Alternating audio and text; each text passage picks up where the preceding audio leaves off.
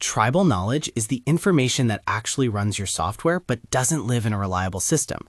It sits in people's heads, in legacy code that works for unclear reasons, and in wikis no one fully trusts. When someone leaves, that knowledge leaves with them. And the real damage isn't losing facts, it's losing context. Context means intent, why a change was made, what alternatives were rejected, which constraints must never be broken, and what production incidents shaped the code you see today. In modern software teams, context is everything. You can read the code, but you can't read the decision history behind it. This shows up in familiar ways. Don't touch that file. A feature flag nobody understands. A deploy order that works only if you follow it exactly. Legacy code acting as the only real spec. None of this happens because teams are careless.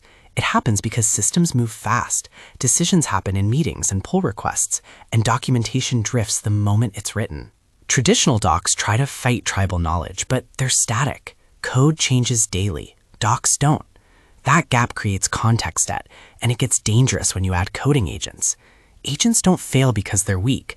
They fail because the context they need doesn't exist in a form they can trust. That's where a system of context comes in.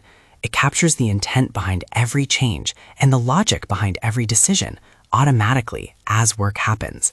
Every commit, every pull request, every coding session feeds a living, real-time knowledge graph. It's searchable, collaborative, and always up to date, 24/7. For coding agents, this means living context. Deep research on your codebase updated with every commit. Code-to-doc intelligence turns changes into compact agent-friendly guidance, including folder-level agents.mdf files with progressive disclosure and zero drift. For humans, it means a relentless knowledge agent. Ask anything and get grounded, expert answers from your actual system, not guesses. To become AI native, you don't just need coding agents. You need a long-term engineering memory layer shared by humans and agents, so context survives people, code, and time.